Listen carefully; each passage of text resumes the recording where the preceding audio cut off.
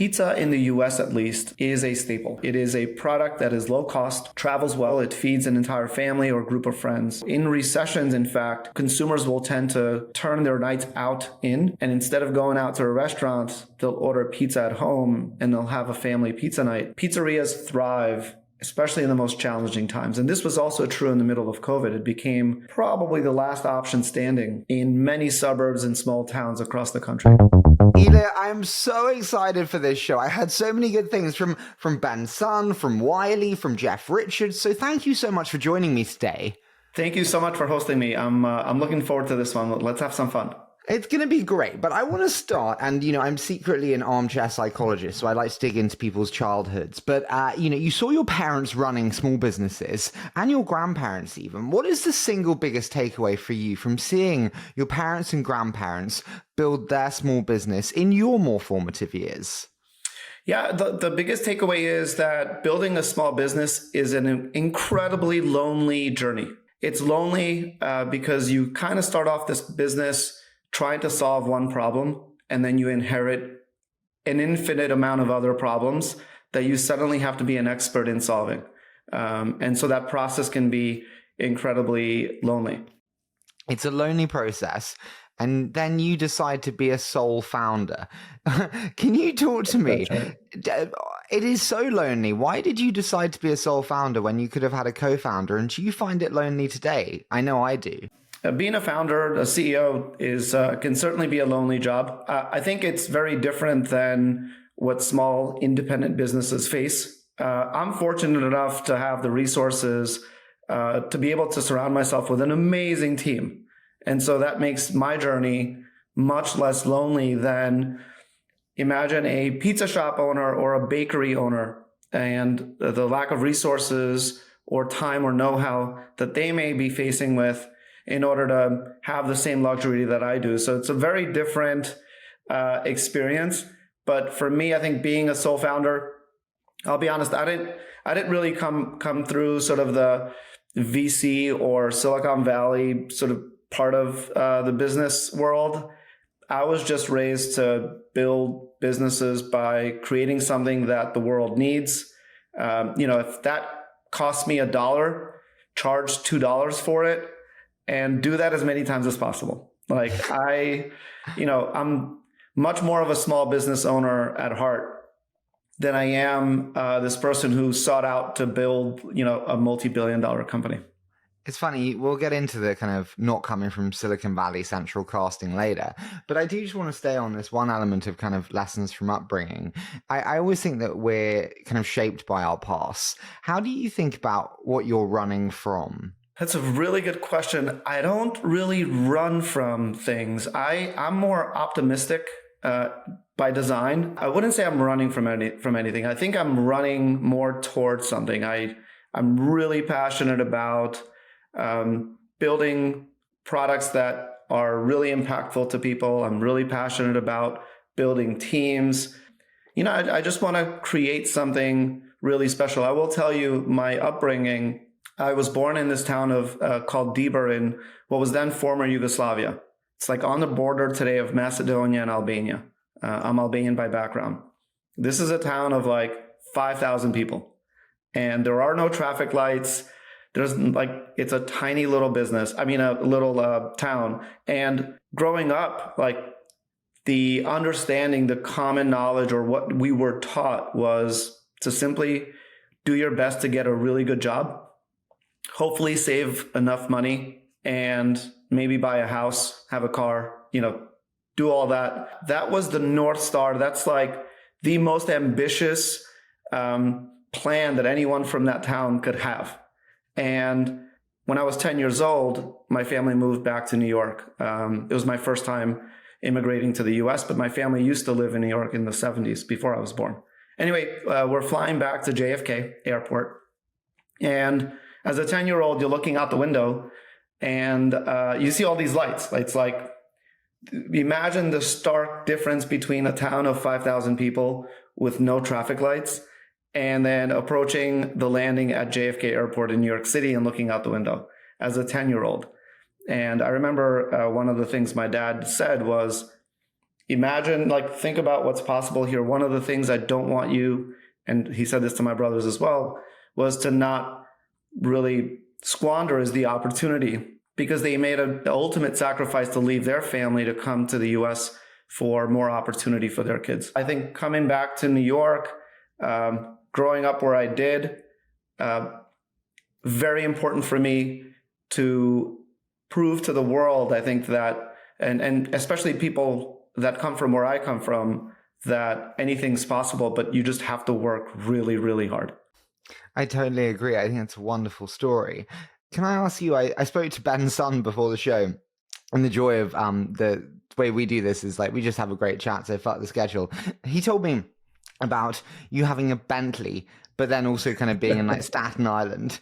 My question to you is, and something I think about a lot, having come from nothing, is like financial security. How much were you chasing financial security in the early days, do you think? And was that important to you? Because you say you're just running towards, and I get that, but then also you are making sure that you capture the opportunity, and you came from nothing. How do you think about that importance of financial security? Yeah, I think, look, financial security is important. And I will tell you the Bentley story in a moment.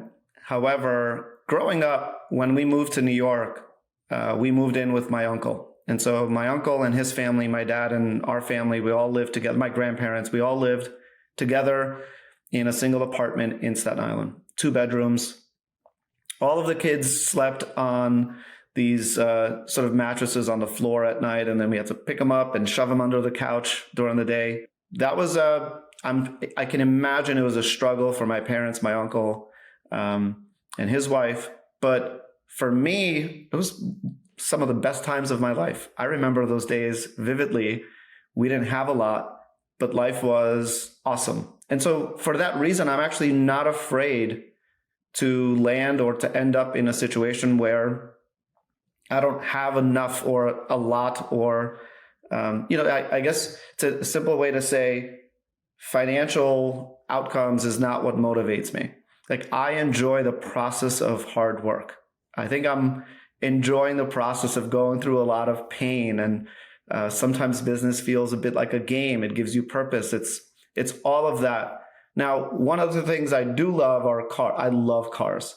And when I was bootstrapping the company in 2015, I want to say February of 2015, I look at my spreadsheet one day. I was tracking my company on an Excel sheet, not even on QuickBooks. And in 1 month, we profited about $250,000. And it was a tiny team. I was the sole owner, small business. Well, not that small at that point.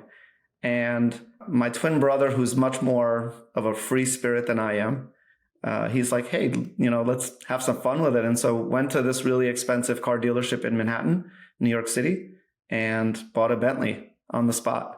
It was fun. But I would say immediately after, I was like, what am I doing? I need to figure out how to reinvest this money back in the business. And that is truly what led to me reaching out to Wiley, for example, on Twitter, which is, I think, a magical platform, by the way. We can talk about that separately. Fuck it. Why not just go there? I love a natural conversation. Talk to me about that reach out to Wiley. Literally, he told me that you reached out to him on Twitter, and that was the catalyst to them, getting to know you and ultimately leading you around. Can you tell me the story? Yeah. So that same month, February of 2015, I realized that there was an opportunity for me to really restart what was then called My Pizza, ultimately became Slice. 2 reasons. 1, we were performing really well as a business. 2, I had just gotten my first acquisition offer, the offer to sell the company for $18 million. It would have been awesome. Sole owner, no debt, $18 million would have been great. And I turned it down. I turned it down because I thought, what would I do if I sold the company? Well, I would probably go and try and open up or launch a very similar business, work really hard again for another 5 years, and maybe have some, similar outcome. We'll see. But that wasn't really that exciting for me. What I wanted to know is what happens if I approach this business as that new company that I may launch post-sale? What would that look like? What would that journey look like? I would learn a lot more. I'd scale to a point that I hadn't scaled before. But hopefully I can surround myself with people who can really helped me get there. And so I went on Twitter, which, by the way, like I said, can be a magical platform. Twitter is sort of a mirror of what you're seeking, right? You can follow some really great people and they'll bring back some really great content and lessons, or you can follow, the news and that'll give you the news. But Twitter can be whatever you want it to be.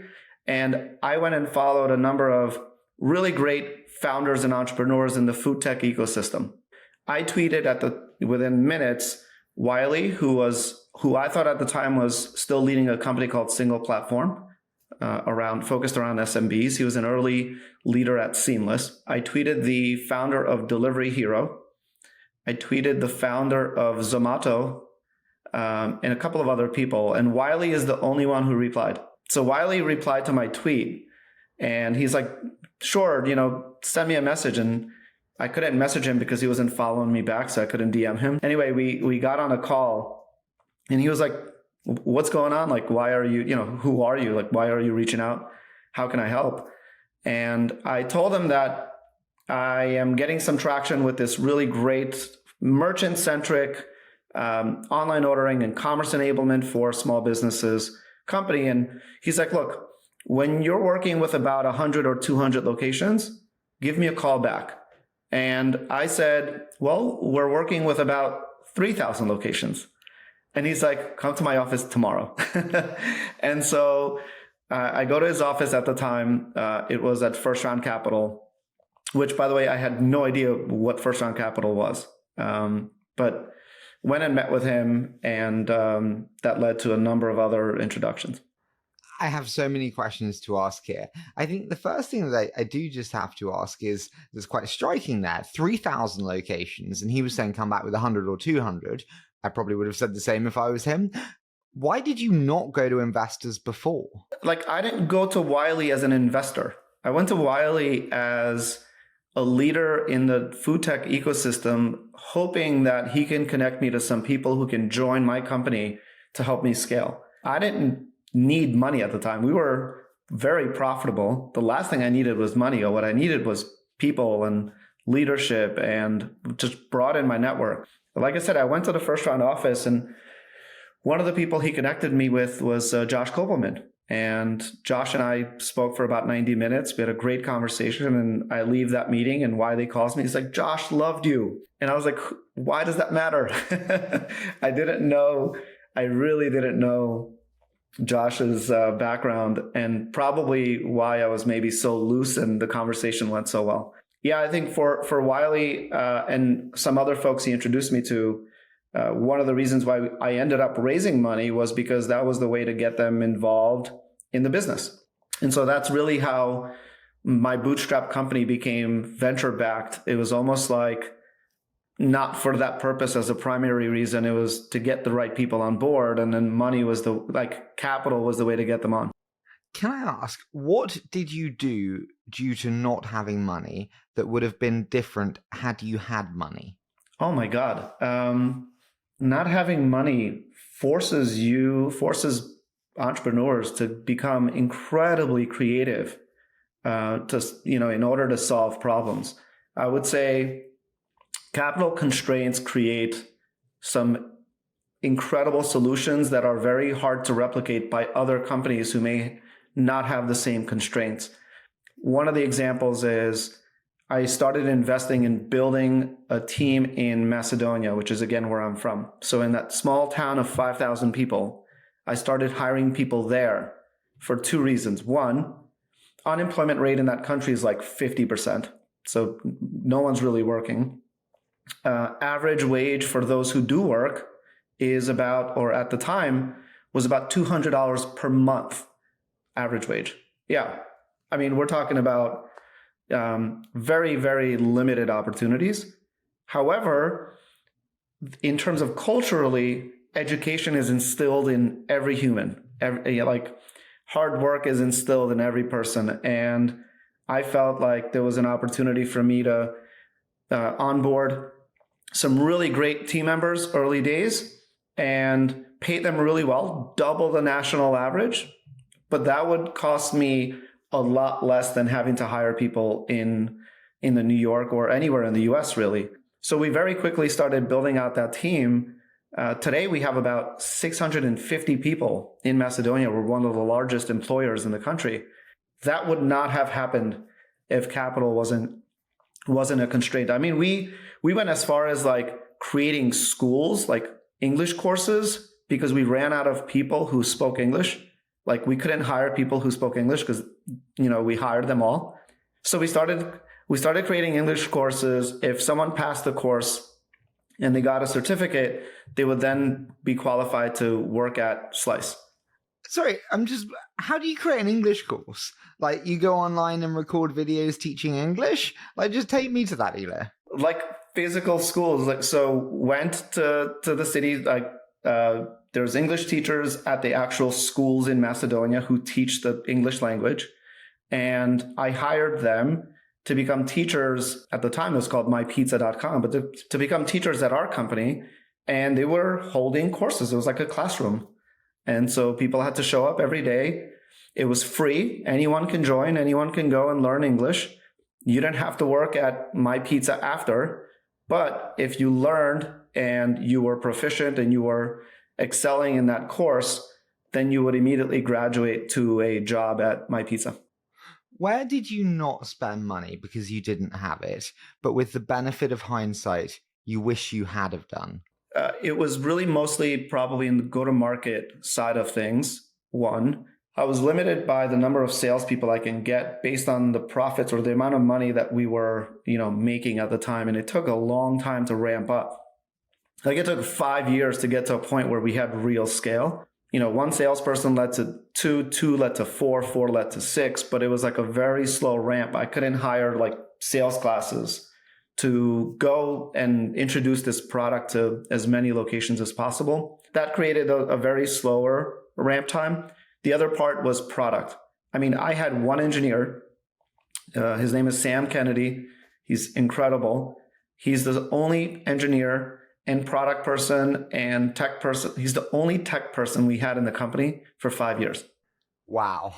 Yeah. So we had one person doing product and engineering. This person became a bit of a hero to our team in Macedonia because I would say no to a lot of stuff, and he would stay up late at night building things and tools for the team to be able to work better. They had this like behind the scenes roadmap that he would work on after hours, while, he would build sort of the consumer facing or shop facing product during the day.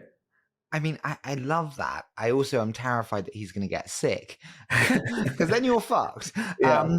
Speaking of like, that one person dependency, often it's said that you should hire great people and then the best CEOs get out of the way.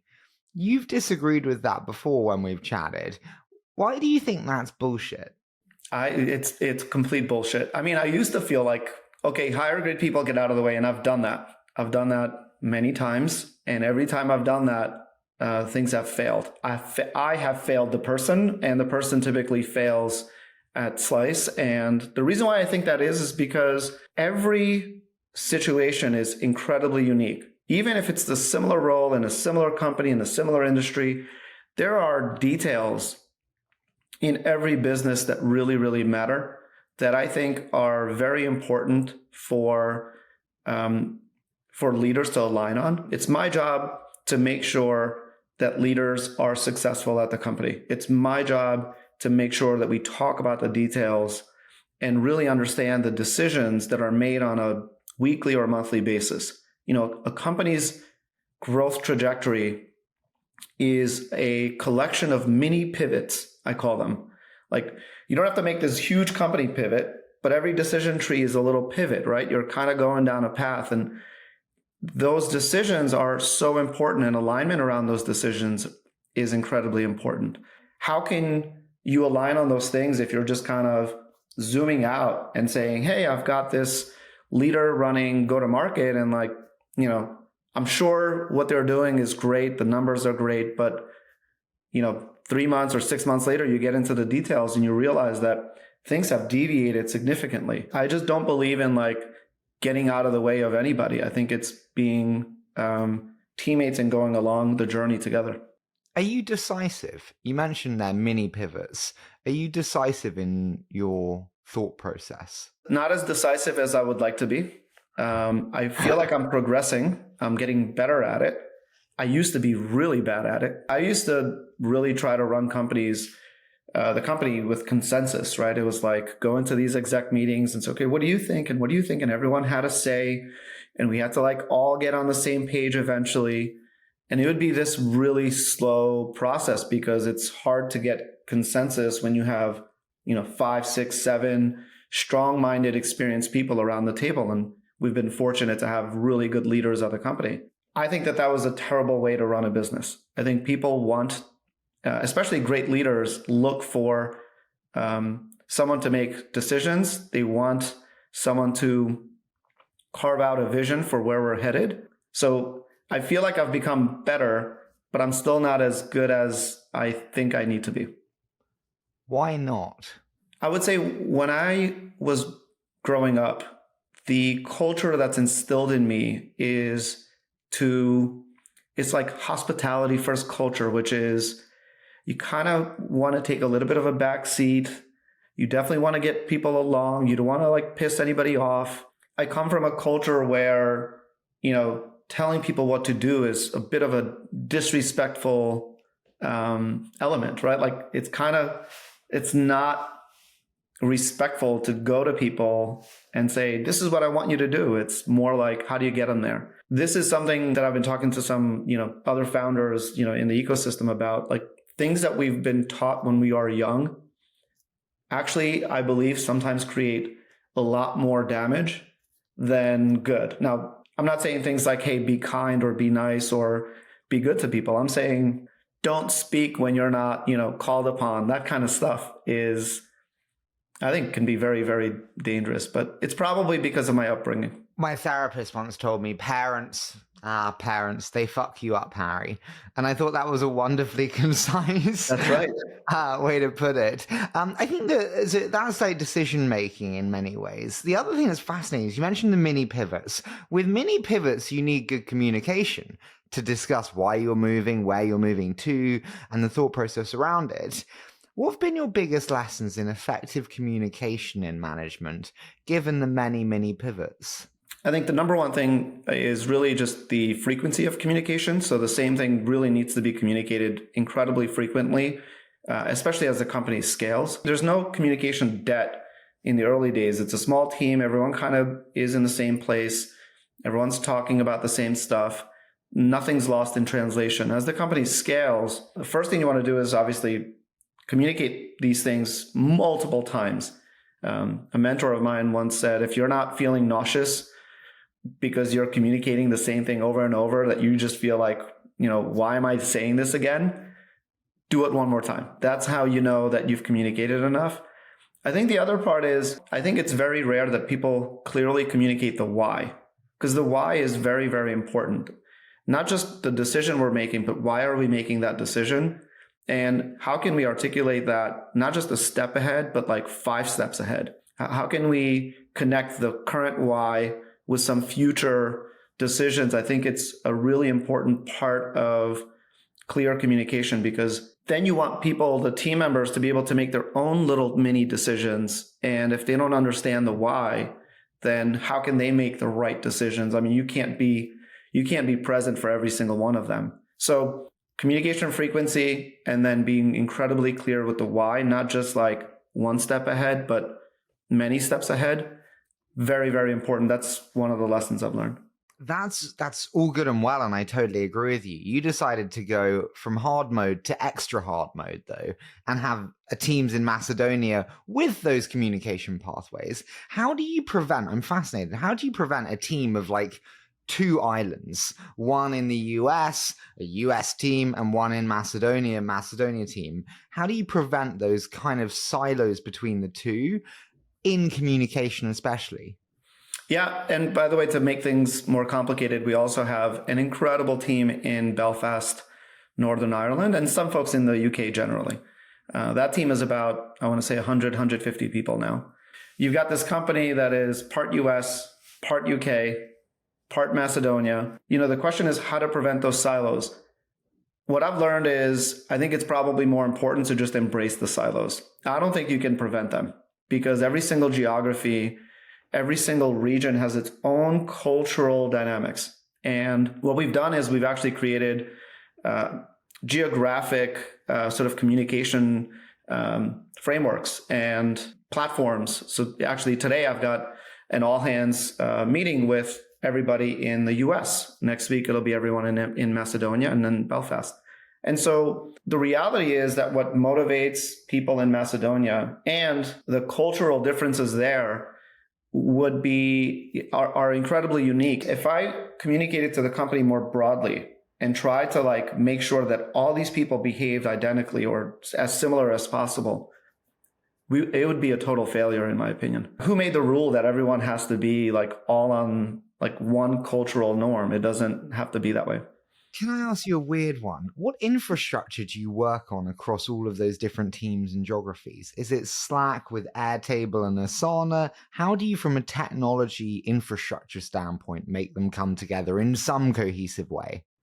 To be quite honest, it's mostly Slack and just Google sort of a suite, docs, sheets, presentations, things like that. And then, phone calls and, Google Meet, things like that. But I want to say like our stack is actually incredibly simple. I'm a big fan of like eliminating tools versus introducing more and more tools, because then what happens is things become fragmented. That no one knows what should I Slack versus what should I email, but what should I present via video. And so I'm going through this process of elimination where like, how do we streamline and focus our communication as much as possible? That's probably more important than always going and sort of turning on more and more tools. Where do you think you struggle as a leader? I heard so many great things about you, from your passion, your hard work. We'll talk about both. Where do you think you struggle? Oh, I struggle in many areas, I would say. My number one struggle, my ability to really empathize with a team at scale when it comes to my own communication. So for example, I'll communicate broadly with the assumption that everyone knows exactly who I am, and with the assumption that everyone understands my intentions, with the assumption that like there are no, knowledge gaps.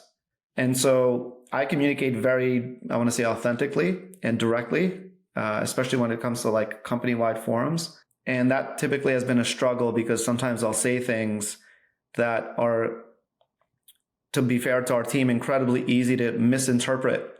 And then, that can create a lot of friction, or it can create this idea that people need to go into a different direction when my intention was probably something different. So I want to say just my ability to communicate more broadly to a team at scale in a way that's clear, simple, and leaves as little room as possible to, misinterpretation.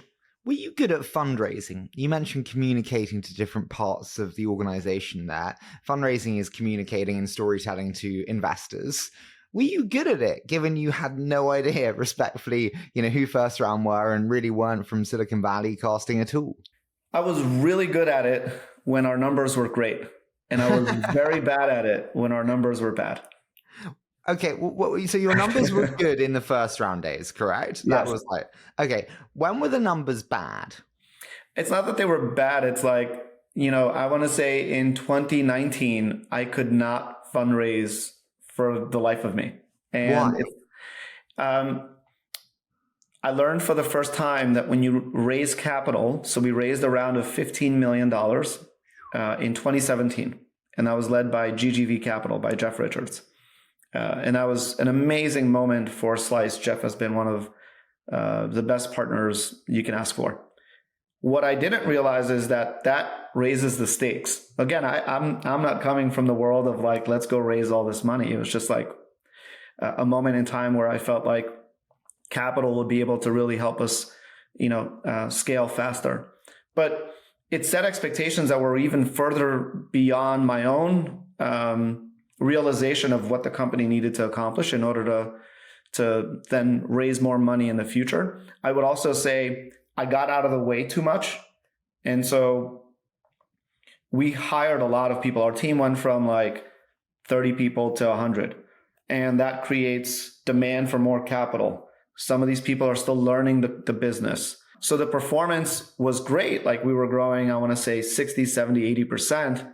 But at that early stage, in order to do that next round, we needed to grow by 150. There are obviously preconceived sort of metrics that like the best investors seek out in order to fund a company. And so because of our very clear focus on one segment, pizza shops, any moment where Slice's performance hasn't been best in class, immediately the assumption is you're TAM constrained. Immediately it's like, okay, you ran out of TAM, which is completely false, but that's the natural reaction. And so, our numbers weren't like, fascinating or really exciting in 2019.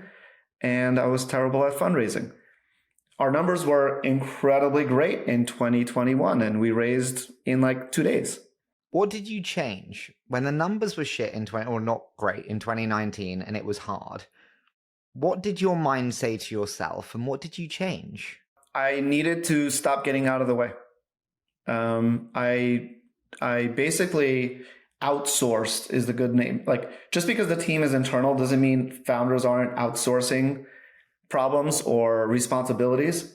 I basically outsourced a lot of the decisions internally to other leaders. And again, it's not like they had bad intent or they were unqualified. It's that I'm going back to the same story, which is every business is incredibly unique. I don't care if it's the same industry. Anyone joining Slice from Seamless or Grubhub, or someone who may join Slice today from DoorDash or Toast, will still need to understand the unique aspects of this business relative to their experience elsewhere. And so I got involved again. I think one of the realizations is companies can actually accomplish a lot with much less. So one of the things that I did was just put a lot of constraint on why we're hiring people. I realized we had a lot of people who were hired to do a specific role, but very few founders ask, is that a full-time role? So someone will hire, position A, and yes, that's needed for the company to continue to grow. But how many hours a week does position A require? Is it 10? Is it 5? What are they doing with the other 35 hours? And so what they're doing is creating more jobs, and then that creates more of a downstream, I want to say, impact on the org to go and do more. And it gets very noisy and then expensive, and it's a snowball effect. And so putting constraints, going back to sort of the bootstrap days, putting constraints was probably the best thing I did after 2019. Can I ask you, do you think it's a failing of you as a manager that when you stepped back a little bit and delegated, it didn't go as well? Of course. By the way, all of these are my failures. These are not like somebody else's failures. But then my question to you is like, is it right for you to step back in, or should you just implement new guardrails and new structures to allow yourself to remain out of it? I often am told that the best CEOs are ones which go on holiday for a week and they come back and their business is better than it was when they left. I disagree with that. I hope that's, don't get me wrong. I think once you have known motions and you're a growth company, certainly the company's better every single day than the day prior. And much of that is the result of not the founder or the CEO. It's the result of the processes and systems you've put in place in order to drive growth. I completely agree with that. I think for me, though, in 2018, 2019, we were not yet a growth stage company. This is a Series B company that's still figuring out what exactly is what are the go-to-market motions? What is the product? We were hiring people like crazy. Like, I don't think you can get out of the way at that point. Certainly today I can probably zoom out, but it's, I think it's a moment in time. Can I ask you, you mentioned there the delegation to senior leaders. Respectfully, when you're thinking about getting the best senior leaders in the US in particular, it's really hard to hire them. And it's not the obvious company idea to join, to tell your partner when you come home, hey, I'm empowering pizzerias around the world and around the US, and it's just not standard. What are some of your biggest lessons on exec talent acquisition, having been through that phase? The pizza restaurant is our end customer. What we're doing, our mission is to keep local thriving. And there's a reason why we're focused on one very specific category at a time. I've been fortunate to be able to recruit some of the best talent in the world, including folks on our board, including our investors. And yes, I think it can be interesting if you have to go home and say, okay, now I work for a pizza company. And maybe you worked at Google before that, or you worked at, DoorDash or something like that. I think the main takeaway is you want to sort of work backwards. Like for me, the number one goal and our number one job is to create a platform that increases the probability of success of small businesses. The only way for us to do that is if we create a true vertically integrated product that not only solves one problem, but solves the many problems that face small businesses. Too many people and companies, I think, have come and gone that simply solve a very narrow problem for SMBs, and they go incredibly wide. So they'll go to like millions of small businesses solving one problem, giving them one tool. But all that does really is it's like a short-term solution to a long-term problem that still will remain, because until someone figures out how to build an end-to-end sort of ecosystem that changes the disadvantage that an independent has by being independent, I think small businesses, the failure rate will continue to remain high. So I agree with you. I think the most important single point of that, though, is the starting insertion point that you choose. I almost think of it like you have to be at the start of the chain reaction, not in the middle and not at the end. Do you know what I mean? So like, yes. Payroll would not be the first thing necessarily because it's post a lot of other things happening. Yeah. Or lending may not be because it's generally in a phase where you've got a lot of things in place. How do you advise founders who do take that very vertical focused approach on picking the right insertion point that puts them at the start of the chain? Well, one, you have to immerse yourself in that category, in that industry, in that problem. You just have to make sure that you really, really understand what the customer in that segment is really going through, not just in a moment in time, but like every day, every week, every year. What's happening not only with the individual location, so getting to the very detailed parts, but also what's happening overall with the industry. I think too many people perhaps start with leading questions with customers. So they'll go to a customer and they'll say, hey, are you having trouble with payroll? And they'll say, yeah, sure, I'm having trouble with payroll. I'd love for someone to fix that. What they don't ask is, in what order of priority is payroll your trouble? And so what they end up doing is they'll build a product for payroll, and then they realize no one's really using it because for an owner, while payroll may be a problem, it's their eighth problem. Really, what you want to ask the customer is, what is the problem that keeps you up at night? What is the thing that you are trying to solve for? And then you want to sort of triangulate that to a solution that isn't them telling you, here's what I need, but it's you then figuring out through your own research and capabilities and product on how to solve that problem in a way that's going to help these businesses succeed.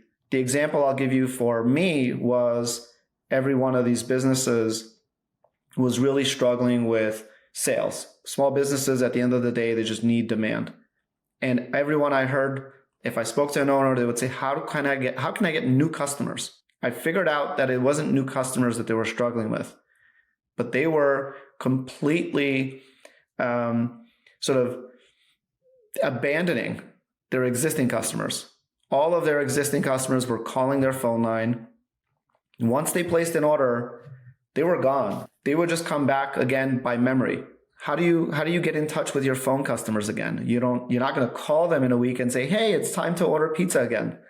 And so to me, more sales for SMBs meant, how do I increase the customer lifetime value of the existing customers. And the way to do that is to move them from the phone channel to the digital channel. Can I ask you, are there any benefits of being horizontal? If we look at something like owner.com, which obviously is not focused on a specific segment of cuisine or SMB, it's much more just restaurant specific, which is very broad. Are there benefits of being horizontal and not vertical? Of course, there's benefits. It all depends on what the vision and the mission of the company is. You can certainly go very horizontal. I think the question is, then at what point do you think the solution will perhaps end up running out of steam? By that, I mean a restaurant that sells a different product and maybe has table service is a very different business than a pizza shop, which is a very different business than a coffee shop. Now, they may all have the similar need of commerce, which is what a company like owner.com provides. But beyond that, it becomes very difficult because what happens is each one of these different business models will then have a different need, a different solution that they'll require. And so by default, it becomes very challenging to vertically integrate beyond a certain point because the needs deviate significantly after some point.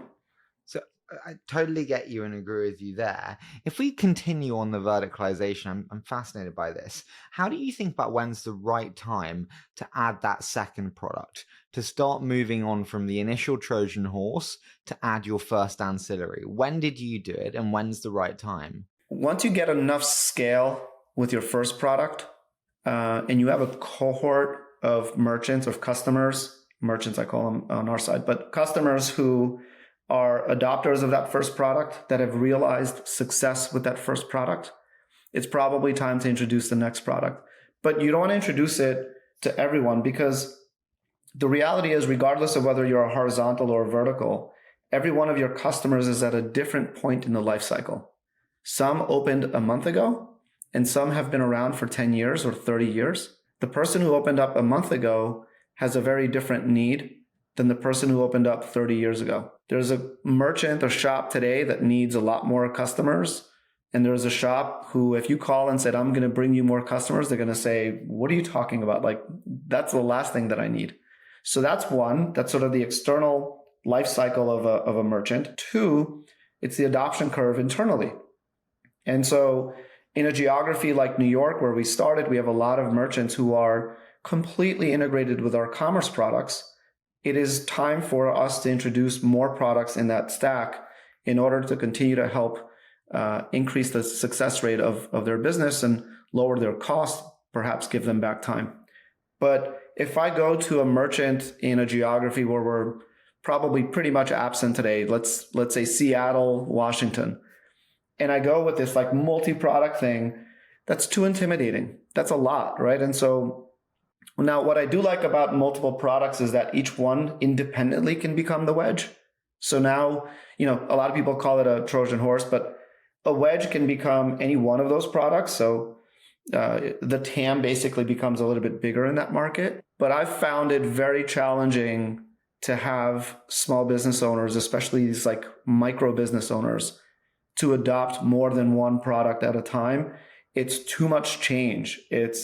They're busy running their shop. Like, they're not going to sit there and make all these changes so that you can, get your sales. Do you have sales teams who are upselling them, or do you let them come to you with customer demand leading their upsell? It's a combination. So I'm really, really proud of the level of service that Slice provides to our merchants. And by the way, you can go and naturally, anyone who's listening, go to any pizza shop in the US, ask them about Slice and the level of service they receive. And I'm incredibly proud to say in advance that they will probably have a lot of positive things to say. The reason why is twofold. One, we have this amazing restaurant support team that is the inbound team. So if anyone calls us, we answer on the spot. By the way, these folks are all in Macedonia. So we answer on the spot. And then we have this partner success team, we call it. Each partner success person has a portfolio of shops who are existing customers of Slice. They know these owners by name. They know their birthdays. They know the name of their manager. They know everything that these owners are dealing with. They're part of the team. We're an extension of their staff. And so we know when an owner is ready for one of our products. We also know when they're not ready, and we won't mention it. And so these relationship managers are probably it's one of the most challenging jobs at Slice, but two, it's one of the most rewarding jobs at Slice. And so yes, we upsell at the right time, based on, again, where the merchant is in their life cycle. What's the average revenue per pizzeria for you today? I don't like measuring averages, Harry. Averages hide the truth. I want to know how many merchants are beyond a certain threshold of revenue. All in all, Slice's products cost about 7 or 8% of the revenue that we create for the merchant. And so if we create more revenue, we'll earn more revenue. What I love is, for example, there's a shop in New Jersey that is managing over $1.5 million a year through the Slice platform. For that merchant, our revenue is about $100,000 a year net to Slice. And then there are merchants that are maybe just joining or joined a month ago that are still on their sort of ramp up time, where we're maybe earning $1,000 a year. So that's the goal, though, is to continue to move merchants from one bucket to the next and continue to graduate them in that wavelength, basically. Yeah. I don't know if you can see, but I'm literally writing on my hand because there's so many things I'm interested in. I can imagine pizzerias like, you know what? Super interesting, but like, can we ease ourselves into this? No one wants to jump wholeheartedly into something very new. What does that ramp time look like? How long does it take for them to go from first order to actually a meaningful amount of orders and GMV going through Slice? It depends. It depends because our number one job is to change the behavior of the existing customers. There are merchants who join who naturally have a greater customer base than other merchants. But it's typically a very quick ramp up time. I mean, we do everything we can to make sure that we put in an experience in place that introduces to the consumer, for that merchant, the opportunity to be able to order through a mobile app, the opportunity to be able to pay with Apple Pay, and all these best-in-class features.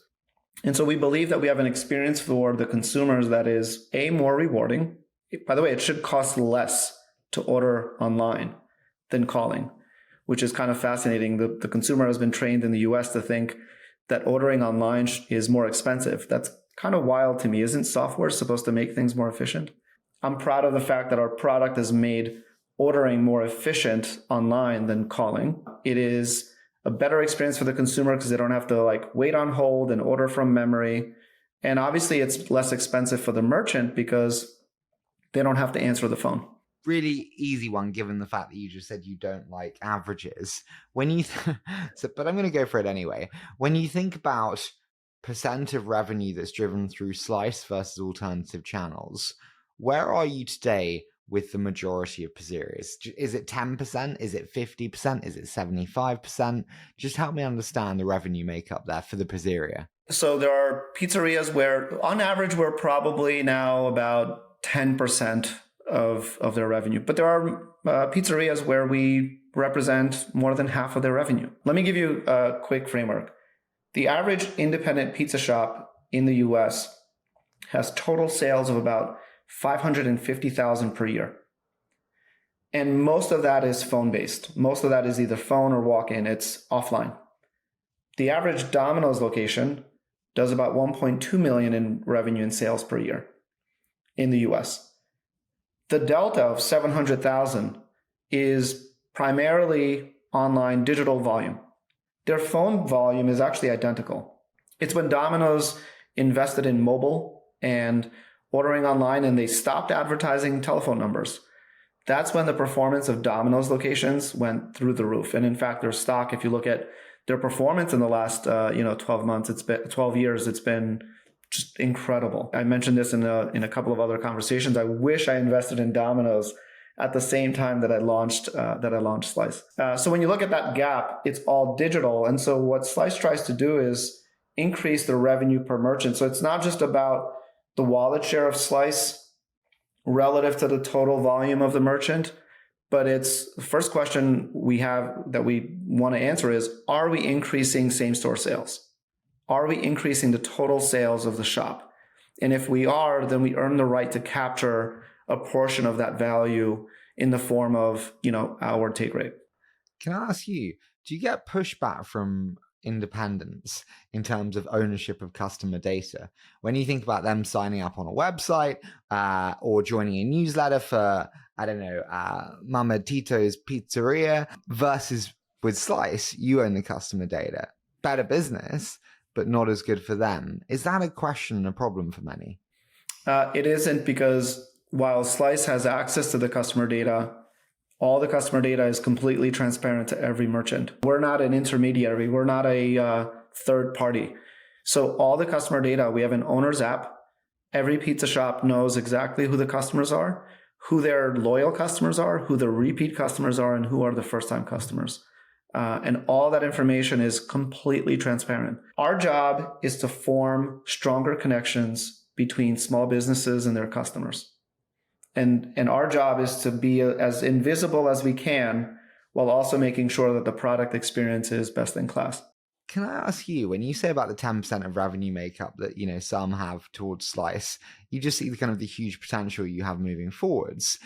The question I have for you is, so many investors will have said to you, as you mentioned, the TAM of pizzas, and really, is that exciting for us? What would you advise founders who are consistently told by investors this TAM is not exciting? Well, first, take the question seriously, because they may be right, and then take your own independent approach to the TAM and try to answer the question as intellectually honestly as possible. The question that I was asked that question. I've been asked that question many times. I'm sure I'll be asked that same question in a month. And the reality is, you want to take a step back and look at what exactly are you solving for, and what is your real TAM? Not like what you make up. Like, I can say pizza is like $1 trillion TAM if you include frozen pizza and global and this and that. The reality for me is, I spent significant time studying the industry, because the last thing I want to be wrong about is our TAM, because that is probably one of the deciding factors whether you can build a multi-billion-dollar company or not. And there's two parts to TAM. One is what is the current TAM? And then two, will that TAM expand due to the product and solution that you bring to the market? And so at the time that I launched, the pizza industry in the US was a $35 billion industry. That was the revenue that was passing through, at the time, about 60,000 pizza shops. And 2/3 of that was independent. The Domino's and the Pizza Huts and Papa John's of the world started to expand the TAM because they introduced digital. They introduced mobile ordering, all these digital aspects. And so when I look at independence, I looked at the failure rate, and I looked at same-store sales, and I realized that I can expand the TAM in two ways. One, I could increase sales per store. Two, I think we can increase the number of stores that exist in the world that are, pizza shops.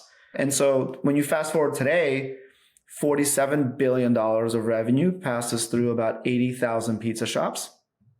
The fastest growing segment are independents. 4,800 new locations opened up, net new locations opened up last year in the US. And I'd like to believe that Slice is playing a meaningful role in that. How does a recession impact independent pizzerias? It's interesting.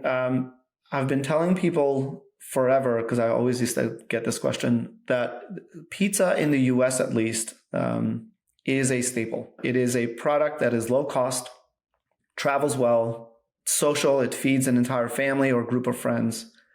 And for that reason, Americans have this sort of weekly habit with pizza, whether it's family pizza night, we call it, Slice Thursdays at Slice, where you order pizza for the team. It's the most attended, lunch at the company. For that reason, I think it's become a staple. And, in recessions, in fact, consumers will tend to turn their nights out in, and instead of going out to a restaurant, they'll order pizza at home, and they'll have a family pizza night or friends pizza night. And so we are seeing a bit of an acceleration as the economic environment gets a little bit more challenging. Pizzerias thrive, especially in the most challenging times. And this was also true in the middle of COVID. It became probably the last option standing in many suburbs and small towns across the country.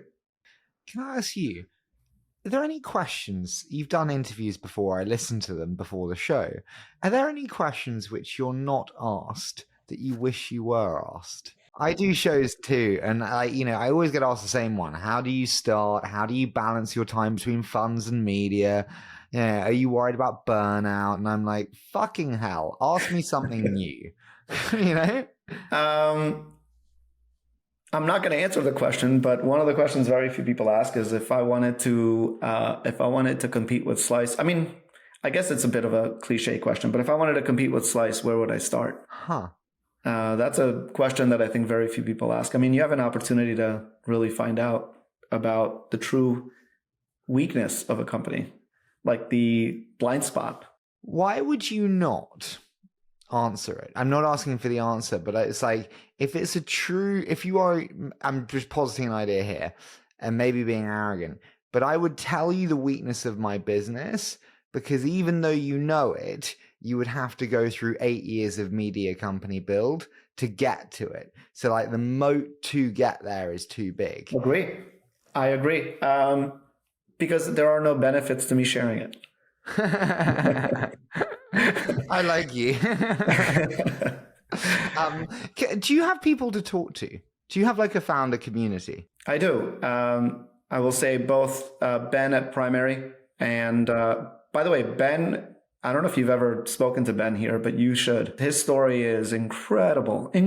This is a very smart, poised, great person who you can have the best night out with, but he will challenge the fuck out of you the next day at the board meeting. I love that. I'll definitely pay him after this. Final one for me, I do have to ask is like, if you were to call yourself up the night before starting My Pizza and say, before you go on this journey, you should know ... What would you say you wish you had known? In the early days, especially, assume that things would get easier. That when I hired this person, it'll get easier. When we get to this level, it'll get easier. And the reality is, it actually just gets more and more challenging, more and more difficult. I actually enjoy that now that expectation has been set for myself in terms of my own experience. But what do you think gets more difficult? Because I argue it gets easier. Like I have teams now. I have EAs. I have videographers, editors, associates. So much nicer. It's nicer, but it's more difficult. It's more challenging. It gets more challenging because I think the stakes are just much higher. Like there's so many customers we can disappoint suddenly through one release. There's so many people who, even a person who has invested $1 in my company, that's the last person I would want to let down with their trust in me. And so it's a combination of these like collection of customers, investors, team members who have joined Slice because they believe in our mission. As that denominator scales, the pressure to make sure that you're working more and making sure that you're limiting mistakes becomes greater and greater. At least that's my approach. Do you feel the pressure? Yes, but I like it. I thrive with pressure. When there's no pressure, I think lack of pressure creates complacency. I love that. Listen, I want to do a quick fire. So I'm going to say a short statement. You give me your immediate thoughts. Does that sound okay? Yes.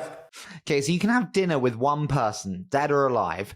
Who would it be and why them? It would probably be my grandfather, Adam. My grandfather went back to Macedonia in about 10 years ago and ended up facing a health challenge and then passed away. I didn't get to be there for that. I didn't get to be there for his funeral. But my grandfather instilled just these incredible, I want to say, values, not only with me, but my brothers, my cousins. And I'd love to just have one more dinner with him because I don't think I've ever really sat down with him and just say thank you. I'll tell you one story about him. When he was at his older age, he loved to work. And there was suddenly one day he just couldn't work anymore. And he would ask myself, my brothers, to go and do something, perform some job. And I remember him pausing one day and saying, do you know how lucky you are? And I would say, why am I lucky? He said, because you are capable of working, because you get to work. And I want to work, but I can't work anymore. And I thought that that was probably a reflection of, it was a really good reflection of who he was. I love that. And it's probably one of the nicest answers I've had to that question, to be honest. My answer is Bernard Arnault, but it's not quite so sentimental. Tell me, what was the first luxury you spent money on when you made your first bit of money? It was probably the Bentley that I went and bought. I love cars, and that Bentley GT, the coupe, is still one of my favorite. I mean, it's probably my favorite car ever made. Do you still have the car? I don't. I sold it. Tell me, Nissan Cubes, there were 2 of them? Yeah. Early days. What the fuck is this? Yeah, so Nissan Cubes are like these boxy cars. Like they look like pizza boxes, tiny little pizza boxes. And I was going to pizza shops and I was like, hey, I'm here from mypizza.com. And they're like, what the hell is that? I've never heard of that. And so I had to figure out how to create a sense of scale and legitimize the brand. And the best way to do that in a very hyper-local way was to buy cars. I leased them, put my brand on these cars, but I can send you the picture if you want to tweet it when the episode comes out, but put the brand on these cars. And then I would park them in front of pizza shops with my twin brother and I would leave them there. And then when I would go there the following week, they would say, oh yeah, I've seen my pizza. I see the cars all over. Meanwhile, there was only 2. So that's one of the ways that I had to figure out how to legitimize a brand that just didn't exist. I love it. I think there's like creating hyper-local attention in very verticalized communities. We did an adventure in the early days and everyone's like, oh, I see you all over the place. It's like, no, you just only follow venture capitalists. Exactly. And when the customer's hyper-local, this pizzeria owner doesn't know what's going on in San Francisco. They just know what's going on in their 3-mile radius. I love that. What do you know to be true that others do not agree with? So mine would be you cannot build a great business, which I would define as $5 billion plus with work-life balance. It is not possible. Oh, can I use that? Because you have luck, timing, and then hard work as the 3 elements of success. And I think it's really just mostly hard work. Because if you work hard enough, you will understand what tailwinds are being created or where the world is moving because you're studying, you're understanding the customer. So that helps you create timing. When I launched Slice, I knew all orders would move to mobile. It was just, a matter of time. It could have been in 10 years, 20 years, but eventually it would happen. And I knew that. I studied that. I wasn't like I was just lucky to choose what we did in a moment in time. And then I worked really hard at it. It was kind of the other way around. So I would say, I don't know that luck and timing really exist. It's really mostly hard work. I totally agree with you in terms of the importance of hard work there. What have you changed your mind on in the last 12 months? I've changed my mind on a lot of things. I would say probably the thing that we spoke about earlier, which is creating a very autonomous organization. While it's helpful, getting out of the way is a huge mistake in my opinion. I love that. If you could be CEO of another company for a day, what company would it be? Probably Madison Square Garden is a publicly traded company that is the owner of the New York Knicks and New York Rangers. These are sports teams. But I am a diehard Knicks fan. And I would love to one day be in charge of that team. I love that. What's the single best pizza you've ever eaten? I'm asking the grandmaster here. Okay, follow me for a moment here, Harry. There's a pizza shop called L&B Spumoni Gardens in Bensonhurst, Brooklyn. And you can go there and they make this, what's called an upside down pizza, which is predominantly sauce. There's cheese underneath the sauce and it's like a little bit thick. This thing is so good. But what makes it really good is if you go there in the summer and you order this slice and you get a can of Coca-Cola or a Pepsi and you sit outside on these metal benches in Brooklyn, sun is setting, and you're just biting into this slice and you've got this cold can of soda, of pop, it's probably the best pizza moment anyone can have. At least for me, that's what it was. I'm looking at this now. It looks fantastic. Yeah. Wow. Do you rate pizza in the UK or Europe? I need to come by and try it, but it's something that's on my bucket list. Penultimate one. What's your biggest advice to founders on creating a board? I've heard you've done it incredibly well. I think one, sometimes boards are an accident for a lot of founders, meaning as you fundraise, the need for capital creates the need for, you kind of end up choosing people because you need capital, and sometimes you don't have your choice. You only, the choice is made for you because that's the only option. And so what happens is a board is created accidentally, right? You end up inheriting all these investors as board members because you were solving for capital, not for board members. And I think that's a very dangerous game to play. So when raising capital, you've got to be really thoughtful about the fact that not only are you taking capital, but now you're constructing a board. And then pretty early on, you've got to also go and balance the board of investors with operators, because sometimes the conversation can become really very financial. It becomes very investor-centric as a board conversation versus company-centric. And a board is really, these are the stewards of a business.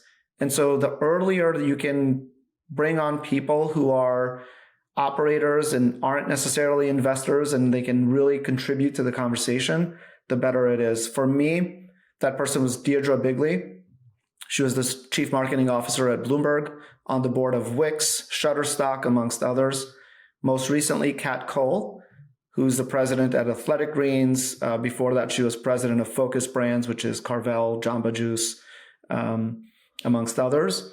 These are people who are like, the last thing they want to talk about is what an investor thinks about, their returns. Like, we're all talking about the company and the customer. And it's a good balance. Final one for you. What do the next 5 years hold for you? Where do you want Slice to be? It's 2028. What does it look like then? I would hope that we continue to accelerate the success for small businesses. I'd love to finally have sort of our vision for what the platform needs to be for one independent. I'd like for that vision to be as complete as possible, and then step and repeat the process, because I think that our model has the right to win in many categories. But we are deliberately continuing to constrain our focus so that we can be the best-in-class partner for these independents. When we earn the right to go to more categories, and as we continue to scale, I would hope that we're operating as a public company, because that gives me the opportunity to restart again. It's kind of like 2015 all over again, right? New beginnings. It gives the people who helped us get here an opportunity to realize some financial success due to their hard work. And I think it'll be a really powerful moment for Slice as a brand to really be more mainstream. I cannot thank you enough for this. I've absolutely loved this. I love the free-flowing discussion. It's so much better than a structured schedule. So thank you so much for putting up with me. And this was a lot of fun. It was great. Thank you so much, Harry.